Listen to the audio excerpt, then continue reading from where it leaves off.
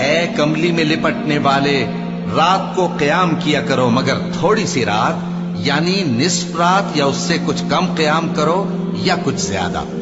اور قرآن کو اچھی طرح ٹھہر ٹھہر کر پڑھا کرو۔ ہم ان قریب تم پر ایک بھاری فرمان نازل کریں گے، کچھ شک نہیں کہ رات کا اٹھنا نفس کو سخت پامال کرتا ہے، اور اس وقت ذکر بھی خوب درست ہوتا ہے۔ دن کے وقت تو تمہیں اور بہت سے شغل ہوتے ہیں، تو اپنے پروردگار کے نام کا ذکر کرو اور ہر طرف سے بے تعلق ہو کر اسی کی طرف متوجہ ہو جاؤ۔